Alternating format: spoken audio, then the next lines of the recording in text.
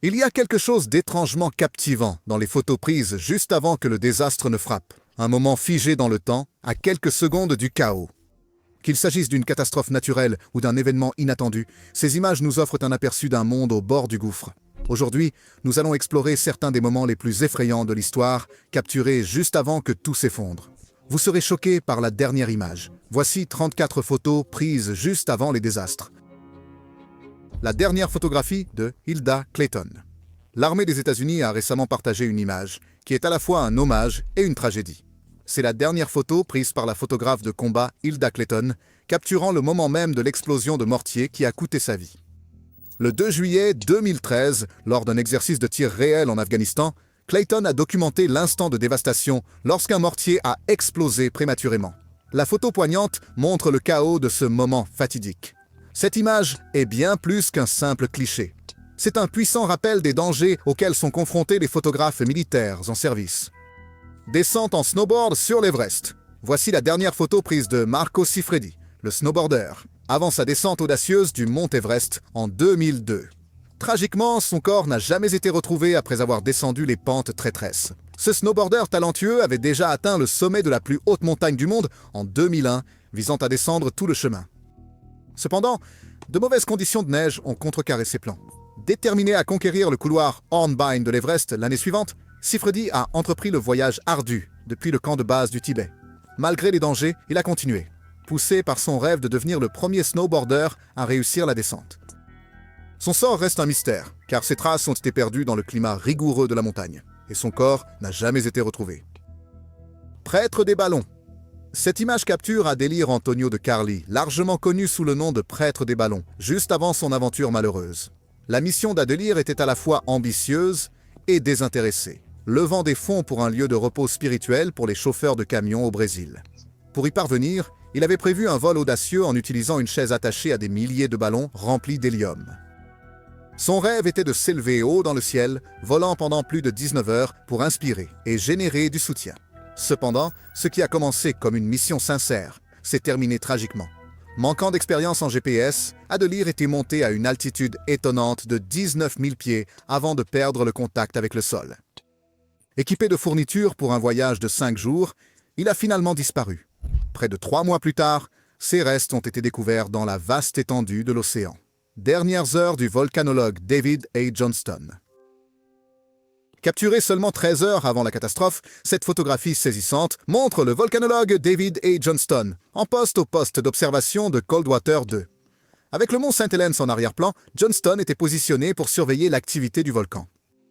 Mais le 18 mai 1980, tout a changé lorsque le flanc nord de la montagne s'est effondré dans un glissement de terrain catastrophique. Cela a déclenché une explosion latérale massive directement sur le chemin du poste de Johnston.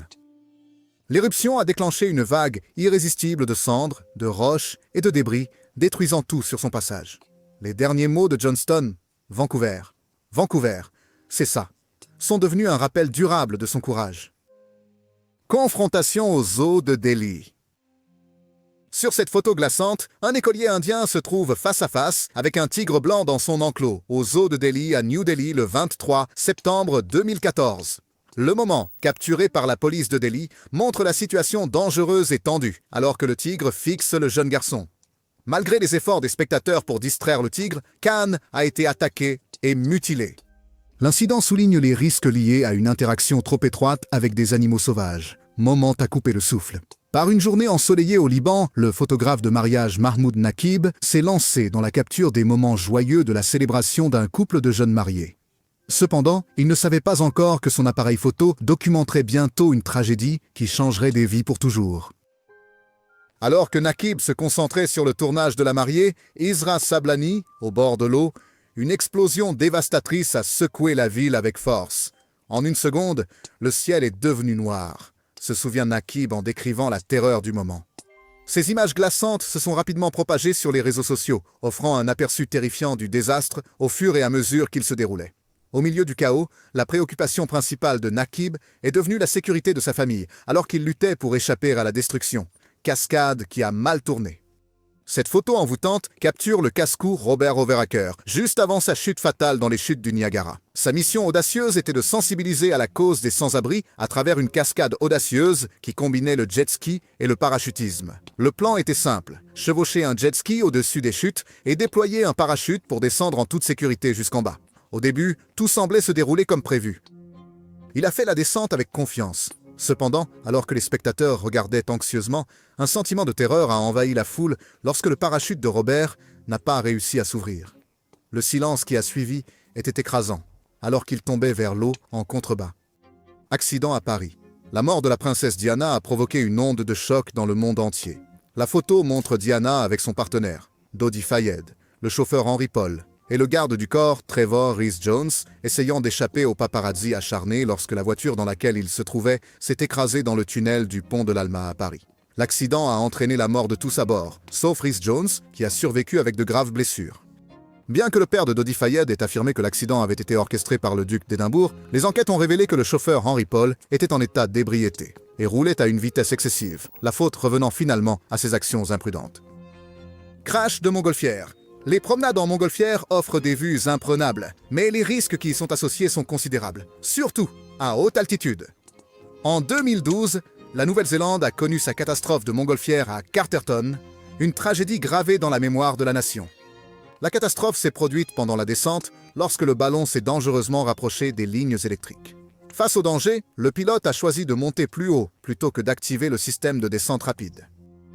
Malheureusement, le ballon a heurté les lignes électriques, provoquant un crash incendiaire. L'événement a laissé un impact durable sur la communauté locale et a souligné les dangers du ballon à haute altitude. Attaque de morse au zoo de Yashanko Wildlife. En 2016, un homme nommé Jia a pris une décision fatidique de prendre un selfie avec un morse au zoo de la faune de Yashanko, à Weihai, en Chine. Ce qui était censé être un moment léger s'est rapidement transformé en cauchemar. En prenant quelques photos, le morse a attaqué de manière inattendue, utilisant ses puissantes mâchoires pour attraper Jia et l'emmener dans son enclos. Dans une tentative désespérée de le sauver, un gardien d'animaux avec 10 ans d'expérience a sauté.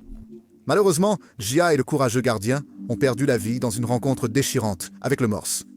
Dernière cascade de Kashin. Kashin, un célèbre passionné de parcours russe, a gagné en reconnaissance pour ses performances audacieuses et intrépides.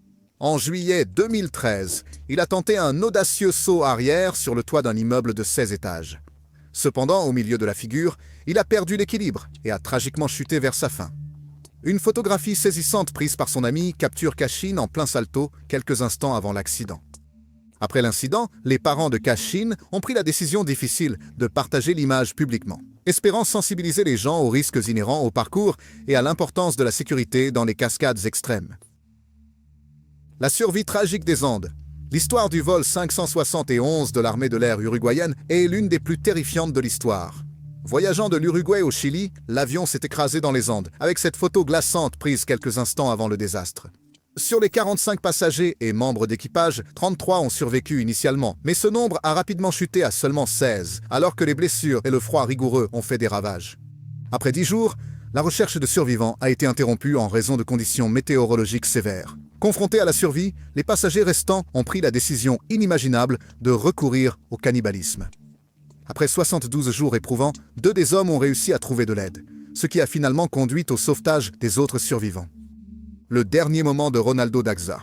Dans un tournant déchirant des événements, le politicien philippin Ronaldo Daxa a involontairement capturé son propre agresseur peu avant qu'un incident tragique ne se produise. C'était le jour de l'an, et Daxa profitait d'une fête de famille quand il a décidé de prendre une photo de sa femme et de ses enfants. Au moment où la photo était prise, un homme est soudainement apparu, derrière lui, brandissant une arme. Avant que quelqu'un ne puisse réagir, Daxa a été abattu. L'image glaçante qui capture le moment fugitif de danger reste un rappel obsédant de la vulnérabilité de la vie quotidienne et de l'imprévisibilité de la violence. Dernier moment en Alaska. Dans un incident profondément troublant, les derniers moments de la vie d'un couple ont été capturés lors d'une attaque d'ours dans la région sauvage éloignée d'Alaska. Timothy Treadwell, connu sous le nom de Grizzly Man, et sa petite amie, Amy Hugnar, ont perdu la vie lors d'un voyage de camping.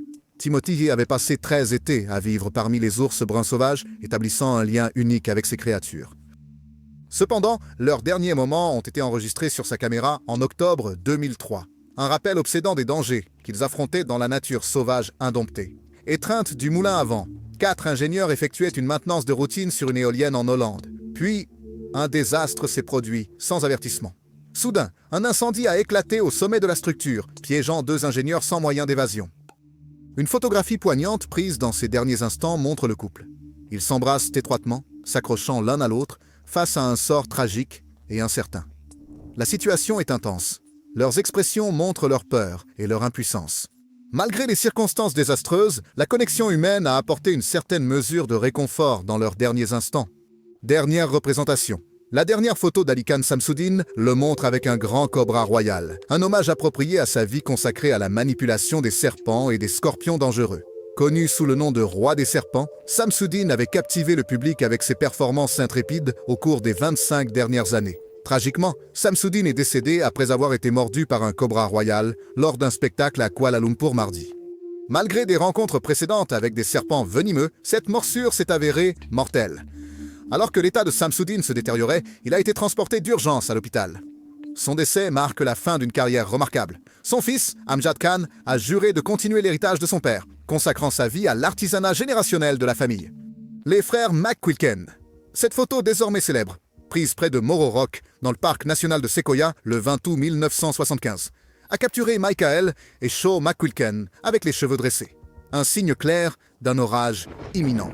Inconscients du danger imminent, les 2 frères ont été frappés, mais ont miraculeusement survécu. Cette année-là, il y a eu plus de 91 décès dus à la foudre, et depuis, nous avons beaucoup progressé dans la sensibilisation à la sécurité face à la foudre. N'oubliez jamais, si vous êtes pris dans un orage, trouvez immédiatement un abri. Flight 235. Le vol 235 de Transasia Airways devait être un vol intérieur de routine à Taïwan, mais il s'est rapidement transformé en une épreuve effrayante. Juste 2 minutes après le décollage, l'avion a subi une défaillance catastrophique du moteur à une altitude de 17 000 pieds.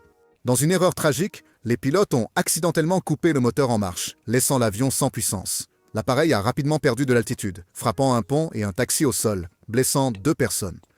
Il a finalement plongé dans la rivière Keelung en contrebas, provoquant un accident dévastateur qui a coûté la vie à de nombreux passagers et membres d'équipage. Dernier moment de Paul Walker. La mort de Paul Walker n'était pas qu'une tragédie. C'était un moment qui a stoppé des millions de personnes dans leur élan. Connu et aimé pour son rôle dans Fast and Furious, Paul était au sommet de sa carrière lorsque l'impensable s'est produit. Ce jour fatidique, une caméra a capturé Paul entrant dans une Porsche Carrera GT avec son ami proche, Roger Rodas. La voiture a filé dans les rues de Californie, atteignant 128 km/h. Quelques instants plus tard, il a percuté un arbre et a pris feu. Des rapports déchirants suggèrent que Paul pourrait avoir survécu à l'impact initial, mais n'a pas pu échapper au feu. À seulement 40 ans, le monde a perdu un talent bien trop tôt. La catastrophe de la navette spatiale Challenger. En 1986, le monde était rempli d'anticipation, alors que 7 astronautes courageux, y compris un enseignant prêt à inspirer les étudiants, embarquaient à bord de la navette spatiale Challenger pour une mission visant à déployer un satellite pour étudier la comète de Halley. L'atmosphère était électrisée d'excitation, alors que l'équipage saluait les foules en liesse, ignorant la tragédie imminente. Après seulement 73 secondes de vol, Challenger a subi une défaillance catastrophique, se désintégrant en plein vol. C'était le premier accident mortel impliquant un vaisseau spatial américain. Les 7 membres d'équipage ont perdu la vie, laissant le monde sous le choc et en deuil face à cette perte dévastatrice. Dernière image de Saman Gunan. Voici la dernière image de Saman Gunan. C'était un ancien SEAL de la marine thaïlandaise courageux. Tragiquement, il a perdu connaissance et est mort en livrant des réservoirs d'air à 12 garçons et leur entraîneur piégé dans la grotte inondée de Tam Luang en 2018. Une immense opération internationale a été lancée pour les secourir. Saman s'est porté volontaire pour cette mission dangereuse afin de fournir des fournitures vitales. Son courage désintéressé lors de l'opération périlleuse est devenu un symbole d'héroïsme. Même s'il était en dehors de ses heures de service et à la retraite, Saman est revenu pour aider lors de ce sauvetage à haut risque. Son courage a marqué un moment important d'héroïsme. La photo capture une attaque tragique de lion. Une photo effrayante montre une lionne perchée à la fenêtre d'un SUV, juste avant que la tragédie ne frappe. Catherine Chappell a baissé sa fenêtre pour prendre un cliché plus proche de l'animal lors d'un safari. Sans avertissement, la lionne s'est jetée à travers la fenêtre ouverte. Il l'a attrapée dans une attaque dévastatrice. Alors que le chaos éclatait, le guide safari intrépide est passé à l'action. Il a risqué sa vie pour sauver Chappell. Il a frappé plusieurs fois la lionne au visage, essayant désespérément de la repousser. Le témoin oculaire Ben Govender a décrit la scène horrifiante qui a laissé tout le monde secoué. Un acte héroïque se termine en tragédie. En mai 2013, Kazé Rivara a tragiquement perdu la vie à Rocklin, en Californie, en aidant une famille de canards à traverser la route. En ramenant ses enfants de l'entraînement de natation, Rivara a aperçu une mère canard et ses canetons en difficulté pour traverser la rue. Il a garé sa voiture et est sorti pour prêter main forte. Tragiquement, un adolescent au volant a percuté Rivara avant qu'il ne puisse s'échapper. Il est décédé sur les lieux.